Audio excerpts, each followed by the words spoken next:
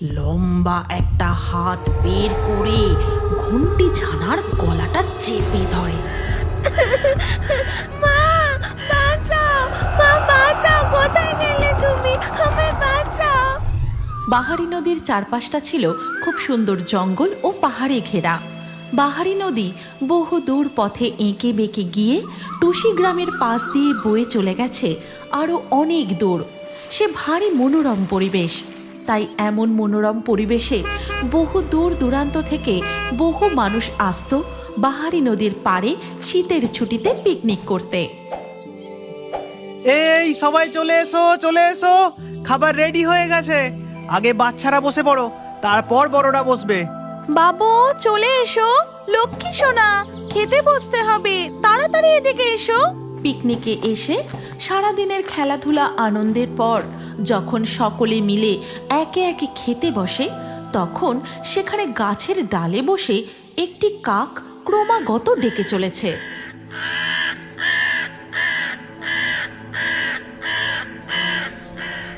উফ, এই কাকটা তো কানের কাছে কা কা করে ডেকে আমার মাথাটা খারাপ করে দিল।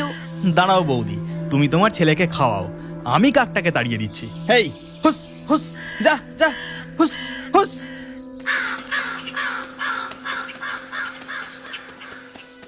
তারা খেয়ে ভয় পেয়ে কাকটি সেখান থেকে উড়ে চলে যায় এবং গিয়ে বসে নিম গাছে তার বাসার সামনে। বাসায় ছিল কাকের দুটি ছানা, একটি ঘন্টু ছানা আর একটি ঘন্টি ছানা। ছানা দুটি তাদের মাকে দেখার সাথে সাথেই বলে ওঠে, মা, ও মা, তুমি কি খাবার এনেছো? তাড়াতাড়ি খেতে দাও না, আমার যে খুব খিদে পেয়েছে। আমারও খুব খিদে পেয়েছে, আমাকেও খেতে দাও। ও মা, খেতে দাও না, আমারও খুব খিদে পেয়েছে। মা কাকটি তার ঘন্টু ছানা ও ঘন্টি ছানার কান্না শুনে আবার উড়ে যায় সেই পিকনিকের জায়গায় এবং একটি গাছের ডালে গিয়ে বসে। তখন, আমি খাবো না, আমার পেট ভরে গেছে। এইটুকু খেলে কি করে হবে সোনা? ভালো করে খেয়ে নাও, দেখো সবাই কেমন পেট ভরে খাচ্ছে। আর একটু পেট ভরে ভাত খাও সোনা। আচ্ছা ঠিক আছে, ভাত খেতে হবে না, চিকেনটুকু খেয়ে নাও। পাঁপড়টা খাও, আচ্ছা একটু চাটনি খাও।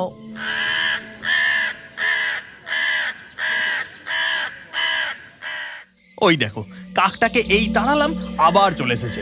এবার লাঠির বাড়ি পেটাতে হবে দেখছি। আর পিটিয়ে কাজ নেই ঠাকুরপো, ওর মনে হয় খিদে পেয়েছে। আমার ছেলের পাতের এই মাংসের টুকরোটা বরং ওকে দিয়ে দিই। এই কথা বলে বাচ্চা ছেলেটির মা মাংসের টুকরোটি একটু দূরে ছড়ে দেয়। আর তখনই কাকটি উড়ে গিয়ে সেখানে বসেই মাংসের টুকরোটি ঠোঁটে তুলে নেয়। তারপর সেখান থেকে উড়ে সোজা চলে আসে নিজের বাসায়। আরে আমার ঘন্টি ছানা, ও আমার ঘন্টু ছানা, দেখ কি এনেছি তোদের জন্য। কি এনেছো মা, কি এনেছো?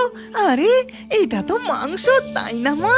কি মজা, কি মজা, আমি মাংস খাবো। না, আমি মাংস খাবো না, আমি জিজি মাছ খাবো। অমন করে না মা, খেয়ে নাও সোনা। দেখো দাদাও কত খুশি মনে খেয়ে নিচ্ছে। আজকে এই মাংসের টুকরোটা পেয়েছি, এটা খেয়ে নাও, কাল দেখবো জিজি মাছ কোথা থেকে আনতে পারি। না, আমি কিছুতেই মাংস খাবো না, আমি জিজি মাছই খাবো। আমার খুব খিদে পেয়েছে, আমি জিজি মাছ খাবো। আচ্ছা ঠিক আছে, আর কাঁদতে হবে না, আমি দেখছি। এত কষ্ট করে তাড়া খেয়ে ভয় পেয়ে যাও বা একটা মাংসের টুকরো পেলাম, এখন আবার দেখি মাছ কোথায় পাই।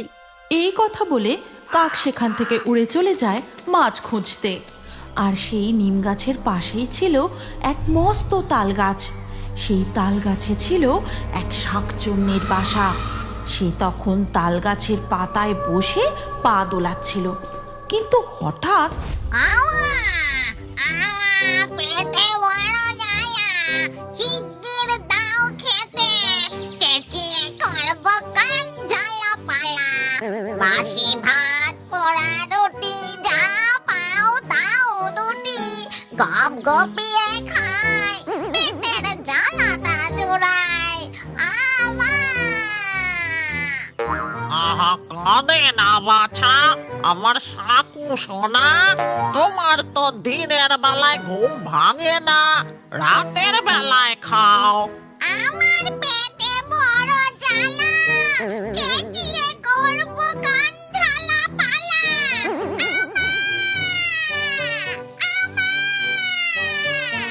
এদিকে যখন শাকচুন্নি তার সাকু সোনার খিদে নিয়ে ব্যস্ত, ওদিকে তখন কাক নদীর পাড়ে বসে বসে ভাবতে থাকে। এখন আমি জিজি মাছ কোথায় পাই? ঘন্টি ছানাটা এত দুষ্টু হয়েছে, যা বায়না করবে তাই এক্ষুনি এনে দিতে হবে। কিন্তু ওদের ছেড়ে এত দূরে এতক্ষণ থাকাটাও যে নিরাপদ নয়। কি হয়েছে কাক? তোমাকে এত চিন্তিত দেখাচ্ছে কেন? তোমার ঘন্টু ছানা ও ঘন্টি ছানা ভালো আছে তো?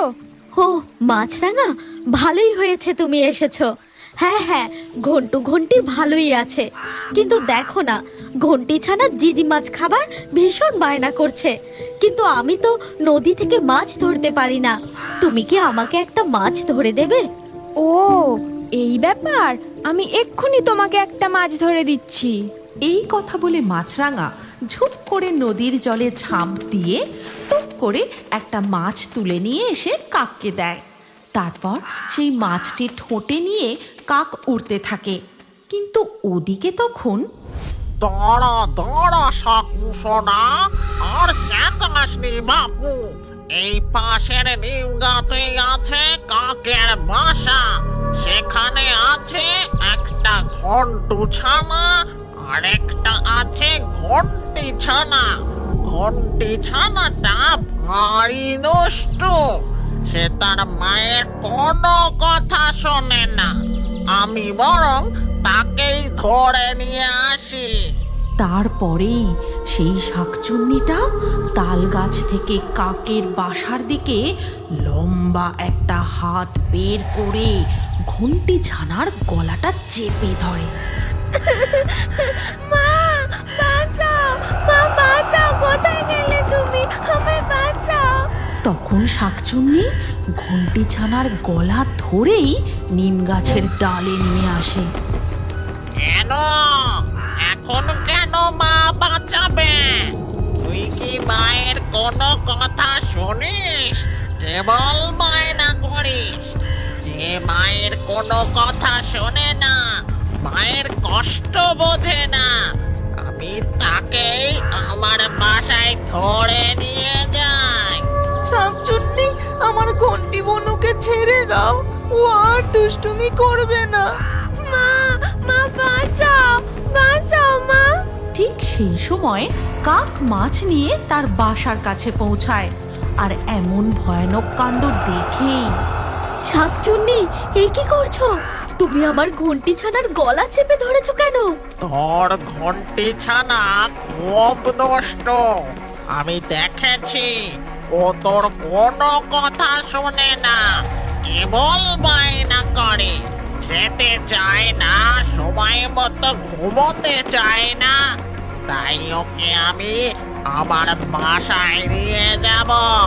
আমার সাকু সোনার খুব খিদে পেয়েছে। আমাকে ছেড়ে দাও শাকচুন্নি, আমি আর কোনোদিন দুষ্টুমি করব না। মায়ের সব কথা শুনবো, কোনো বায়না করব না।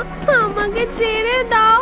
ঠিক আছে, মনে থাকে যেন আমি ওই তাল গাছেই থাকি। সব কিছু দেখতে পাই, সব কিছু শুনতে পাই। যেই আবার দুষ্টুমি করতে দেখবো, অমনি লম্বা হাত বের করে তুলে নিয়ে যাব কিন্তু। এরপর শাকচুন্নি তার তাল গাছে ফিরে যায়। ওই কাকের ছানা, খাবো আমি তাদের মুড়মুড়ে ডানা। বাচ্চা ছানার গায়ে নেই মাংস, আমি তোর জন্য এনে দেব রান্না করা মাংস। তারপর শাকচুন্নি ওই পিকনিকের মাঠের দিকে চলে যায় খাবার খুঁজতে, এবং এরপর থেকে ঘন্টি ছানা আর কোনো দিনও তার মায়ের কথার অবাধ্য হতো না। এই গল্পের পরবর্তী পর্ব যদি তুমি দেখতে চাও, তাহলে কমেন্টে নেক্সট পার্ট অবশ্যই লিখো। আর আমাদের রিও বার্ডস ফেসবুক পেজটি এক্ষুনি ফলো করে নাও। এই গল্পটি ভালো লাগলে লাইক করে শেয়ার করে দাও।